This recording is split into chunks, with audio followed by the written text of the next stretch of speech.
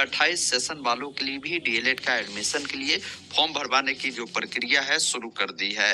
हो सकता है आपको यकीन ना हो तो ये ऑफिशियल नोटिफिकेशन देख लीजिए। बिहार विद्यालय परीक्षा समिति के द्वारा जारी किया गया है। प्रारंभिक शिक्षा में डिप्लोमा, जिसे हम लोग डीएलएड के नाम से जानते हैं, सत्र 2026 से 28 में नामांकन के लिए ये जो सूचना है जारी किया गया है। इसका प्रवेश परीक्षा जो है जनवरी में ही आयोजित होने वाली है।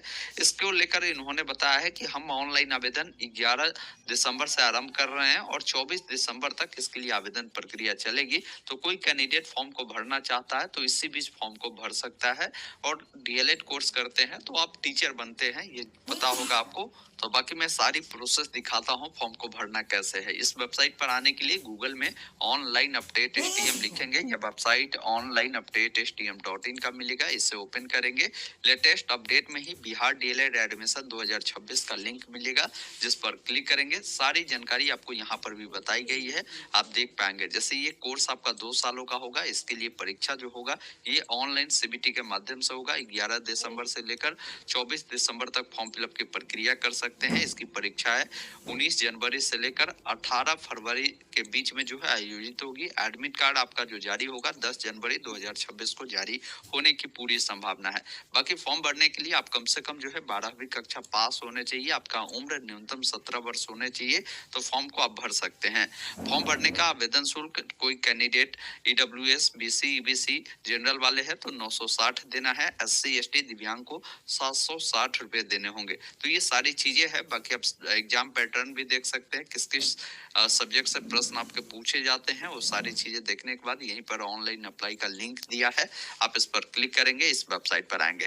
पहली बार आते हैं तो new candidate register, new candidate का जो ऑप्शन है ना, इस पर आपको क्लिक करना है। अब यहाँ पर बोला गया है कि जो भी जानकारी आप भरते हैं ना, आप अपने जो सर्टिफिकेट मार्कशीट है उसके अकॉर्डिंग भरे। आपका जो भी नाम है अपना नाम लिखेंगे, अपना नाम को दोबारा से कंफर्म करेंगे, अपना ईमेल आईडी लिखेंगे, अपना मोबाइल नंबर देंगे, एक पासवर्ड क्रिएट करना है जिसमें ABCD का बड़ा अक्षर, छोटा अक्षर, कोई भी सिंबल, कोई भी अंक आप जरूर उपयोग करें। वही पासवर्ड दोबारा से आपको कंफर्म करना है। रजिस्टर वाले विकल्प पर क्लिक करना है। आपके नंबर पर ओटीपी गया है, ओटीपी को फिल कर रजिस्टर वाले विकल्प पर क्लिक करेंगे। इस प्रकार देखेंगे आपका जो रजिस्ट्रेशन है सक्सेसफुली कंप्लीट हो गया है। अब आपको अपना मोबाइल नंबर जो पासवर्ड सेट किया है उसे डालकर लॉगिन करना है। लॉगिन करते ही आपके सामने इस प्रकार जो ये फॉर्म है खुलता है, बिहार डीएलएड एंट्रेंस टेस्ट 2026 के लिए। यहाँ पर देखिए आपको बोला गया है, पहले 3 लाइन इन्होंने बोला है कि इस आवेदन पत्र में लिंग, आरक्षण श्रेणी, दिव्यांगता स्थिति, इसके अलावा सैनिक कर्मचारी के आश्रित होने न होने की जानकारी, इसके अलावा उर्दू अध्ययन की स्थिति से संबंधित विवरण जिनका प्रभाव परीक्षा फल एवं जो संस्थान आवंटन पर पड़ता है, तो ऐसी जानकारी को जो है सावधानी पूर्वक भरे। अगर आप सही से नहीं भरते हैं तो अगर मान लीजिए भविष्य में आपको संशोधन का मौका नहीं मिलता है तो फिर आपका जो एडमिशन प्रक्रिया है वो भी रुक जाएगी, आपका आवेदन भी नहीं होगा। इसके अलावा बोला गया है कि आवेदन पत्र के अन्य सभी विवरणों को सही सही भरे और ये जो भी जानकारी आप भरते हैं ना, वो अपने मैट्रिक के सर्टिफिकेट मार्कशीट के अकॉर्डिंग भरे। बाद में त्रुटि आपका सुधार नहीं होगा। इसके अलावा 3 नंबर में बोला है बिहार राज्य से बाहर के अभ्यर्थी सेलेक्ट डिस्ट्रिक्ट में अदर स्टेट का जो विकल्प है आपको चयन करना है। तो ये समझ गया होगा। अब बताना है किस सेलेक्ट डिस्ट्रिक्ट, तो आपका जो भी डिस्ट्रिक्ट है ना, आप यहाँ से अपना जो डिस्ट्रिक्ट है उसको सिलेक्ट करेंगे। वही बिहार से बाहर वाले हैं तो सबसे नीचे अदर स्टेट का भी ऑप्शन है, आप इसको चुन सकते हैं। और यदि बिहार से है तो डिस्ट्रिक्ट जैसे ही चुनेंगे तो अब बिहार के निवासी है, यहाँ पर ऑटोमेटिक यस रहेगा। अब बोल रहा है कि आप अपना जो है डोमिसाइल सर्टिफिकेट, जिसे हम लोग निवास प्रमाण पत्र के नाम से जानते हैं, उसे PDF फॉर्मेट में 500 KB में अपलोड करना है। देखिए अगर मान लीजिए PDF नहीं बनाने आता है ना, तो अपना निवास प्रमाण पत्र का फोटो खींच लीजिए, गूगल में कन्वर्ट JPG टू PDF लिखिए, यह वेबसाइट आएगा। यहाँ से JPG फाइल को आपको सेलेक्ट करना है। मान लीजिए ये आपका निवास प्रमाण पत्र है, तो इसको सेलेक्ट कर कन्वर्ट टू PDF पर क्लिक करें और यहाँ से डाउनलोड करेंगे ना, तो आपका ये PDF बन गया। अब उसको अपलोड करने के लिए इस पर जाकर यहाँ से इस फाइल को जैसे ही सिलेक्ट करेंगे तो सक्सेसफुली फाइल भी आपका अपलोड हो जाएगा।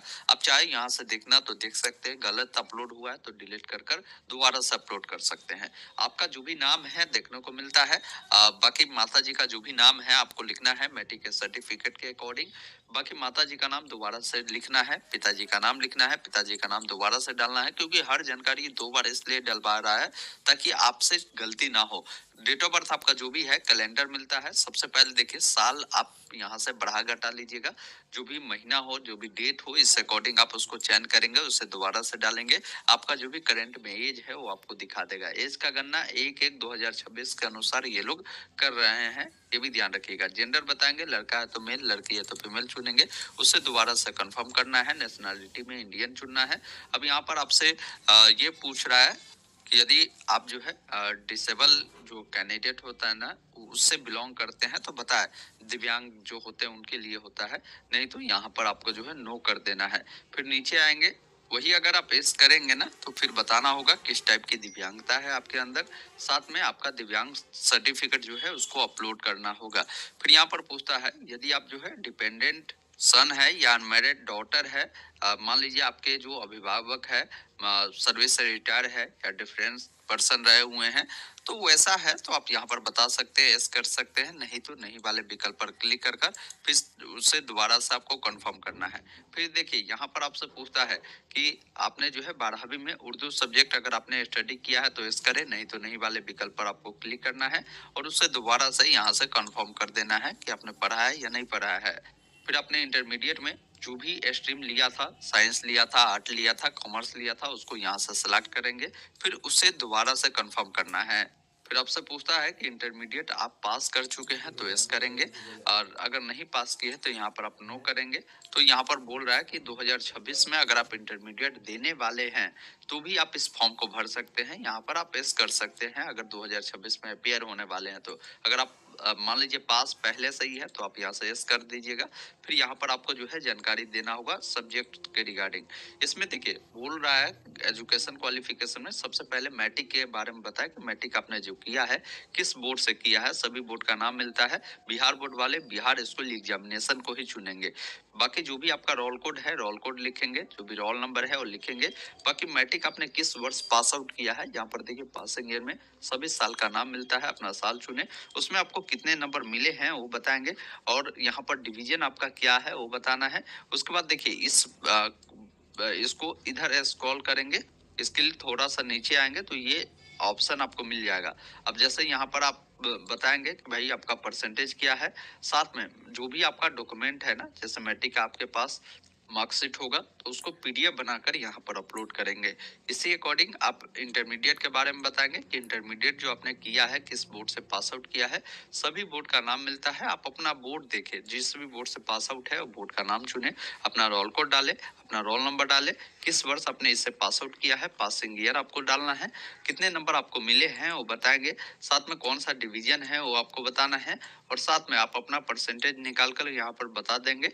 उसके बाद जो भी आपका मार्कशीट है उसको यहाँ पर अपलोड कर देंगे। तो इस अकॉर्डिंग जानकारी को आपको फिल करना है। अब देखिए यहाँ पर एड्रेस कह रहा है फिल करने के लिए, यहाँ पर परमानेंट एड्रेस है। परमानेंट एड्रेस में आप यहाँ पर लिख सकते हैं ऐसे VILL कर विलेज, कॉमा लगाकर पोस्ट ऑफिस, पुलिस स्टेशन, या आपका एड्रेस मान लीजिए शहर में रहते हैं अलग प्रकार से लिखते हैं तो आप अपने अकॉर्डिंग एड्रेस को लिखेंगे।